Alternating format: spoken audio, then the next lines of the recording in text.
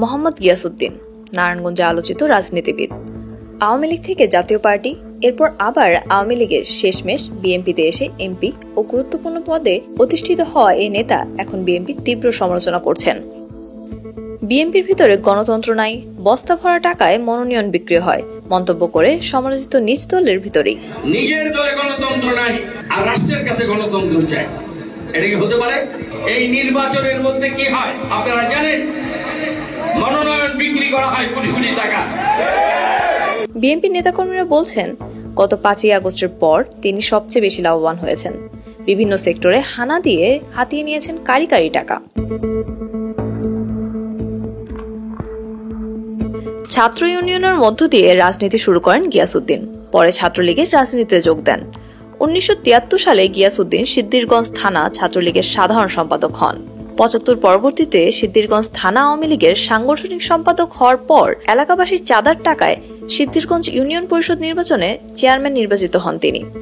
80-র দশকে আওয়ামী লীগ থেকে এরশাদের জাতীয় পার্টিতে যোগ দিয়ে দলের প্রভাবে উপজেলা চেয়ারম্যান নির্বাচিত হন তিনি। 1987 সালে প্রভাব খাটিয়ে কাঁচপুর ব্রিজের নিচে শীতলক্ষ্যা নদীর পশ্চিম পারে 1.97 একর জমি লিজ নিয়ে পাথর ব্যবসা শুরু করেন গিয়াসউদ্দিন। এরশাদের আমলে 2 হাতে টাকা কামিয়েছেন গিয়াসউদ্দিন। এরশাদের পতনের পর অনেকটা বেকায়দায় পড়ে যান গিয়াসউদ্দিন। 1991 সালে বিএনপি সরকারের মাঝামাঝি গিয়াসউদ্দিন সিদ্দিরগঞ্জের হিরাজিল এলাকা করে তোলেন জিআর টেক্সটাইল মিল।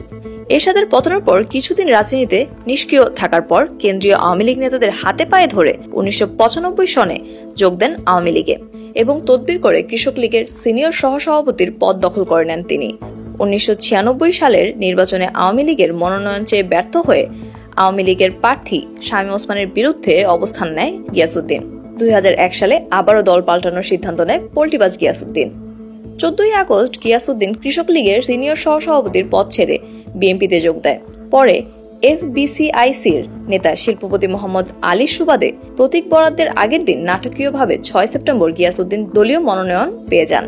2001 সালের 1 অক্টোবরের নির্বাচনে আওয়ামী লীগের প্রভাবশালী সাবেক এমপি শামীম ওসমানকে পরাজিত করে গিয়াসউদ্দিন এমপি নির্বাচিত হয়ে বিএনপির রাজনৈতিক অঙ্গনে রাতারাতি আলোচনায় উঠে আসেন।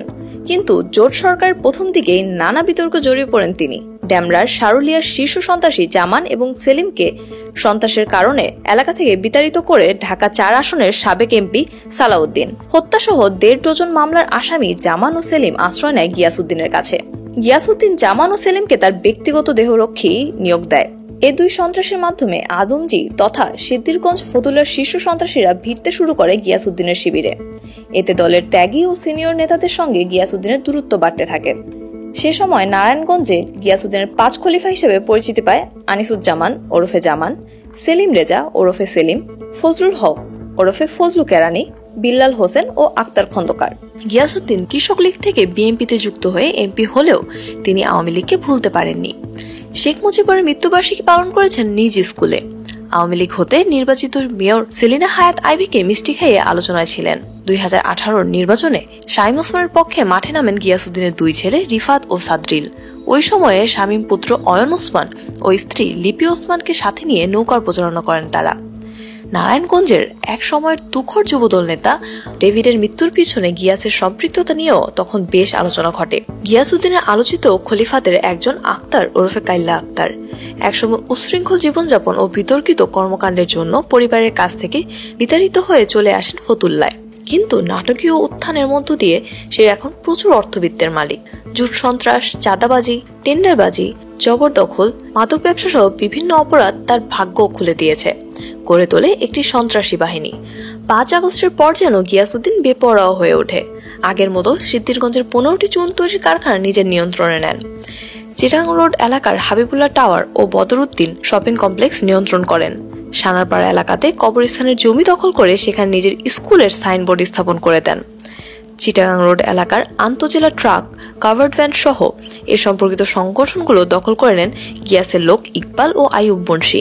কাঁচপুর সেতুর নিচে পাথর ও বালুর অর্ধশত গতি নিয়ন্ত্রণ করেন গিয়াসপুত্র রিফাত। আদমজি অ্যাসো রোড এলাকার মেঘনা ডিপোর নিয়ন্ত্রণে শ্রমিক দলের সভাপতি আসলাম। জুট সেক্টর দখল করে নিয়েছে বিএনপির সাংগঠনিক সম্পাদক আকবর হোসেন আর তার ছেলে ছাত্রদল নেতা শাহাদাত হোসেন রনি। চাঁদা না দেওয়াতে সম্প্রতি আল আমিন গার্মেন্টসের মালামাল লুটে নেয়। দল ভারী করতে তারা সঙ্গে দিয়েছেন আওয়ামী লীগের ক্যাডার শাহজাহান সাজুকে। 2001 সালে ক্ষমতার পর জেলার আলোচিত 5টি হত্যাকাণ্ডের সঙ্গে তার জড়িত থাকার বিষয় সর্বমহলে আলোচিত হয়। 2002 সালে 28 সেপ্টেম্বর জাতীয় প্রেস ক্লাবে চুন প্রস্তুতকারক মালিক সমিতির নেতৃবৃন্দরা এক সংবাদ সম্মেলনে অভিযোগ করেন, বিএনপি ক্ষমতা পাওয়ার পর গিয়াসউদ্দিন সিদ্দিরগঞ্জের 14টি চুন শিল্প থেকে প্রায় 3 কোটি টাকা চাঁদাবাজি করেছে। সংবাদ সম্মেলনের 3 মাসের মাথায় শহরের একটি ক্লিনিকের সামনে চুন প্রস্তুতকারক সমিতির ভারপ্রাপ্ত সভাপতি সুন্দর আলী খুন হয়। একই বছর খুন হয় সিদ্দিরগঞ্জের বিশিষ্ট ব্যবসায়ী মোজাফফর হোসেন। এরপর 2003 সালের 18 ফেব্রুয়ারি ব্যবসায়ী নেতা ও জেলা বিএনপির ওই সময়কার সাধারণ সম্পাদক অ্যাডভোকেট তৈমুর আলম খন্দকারের ছোট ভাই সাব্বির আলম খন্দকার খুন হন। এ ঘটনায় তৈমুর আলম বাদী হয়ে গিয়াসউদ্দিন ও তার শ্যালক জুয়েল সহ 17 জনের বিরুদ্ধে হত্যা মামলা দায়ের করে। একই বছরের 16 ডিসেম্বর সিদ্দিরগঞ্জের সানারপাড়ের আওয়ামী লীগ নেতা হাজী কফিল উদ্দিন খুন হয়। এই হত্যাকাণ্ডের কয়েকদিনের মাথায় পুরো সানারপাড়ের নিয়ন্ত্রণ চলে আসে গিয়াসউদ্দিনের হাতে। 5টি আলোচিত হত্যাকাণ্ডের প্রকৃত ঘটনা গিয়াসউদ্দিনের প্রভাবের কারণে থামাচাপা পড়ে যায়। 2001 সালে গিয়াসউদ্দিন ক্ষমতায় এসেই তৎকালীন সিদ্দিরগঞ্জ বিএনপি সভাপতি বীর মুক্তিযোদ্ধা কামাল হোসেন এবং সাধারণ সম্পাদক গাজী ইসমাইল, ফতুল্লা থানা বিএনপির সাধারণ সম্পাদক নুরুল ইসলাম সহ একাধিক নেতৃবৃন্দকে গ্রেফতার করানো হয়। তৎকালীন ফতুল্লা থানা যুবদলের সভাপতি মনিরুল আলম সেন্টুকে হত্যা করার জন্য জামান, সেলিম ও আক্তারের নেতৃত্বে অপহরণ করা হয়।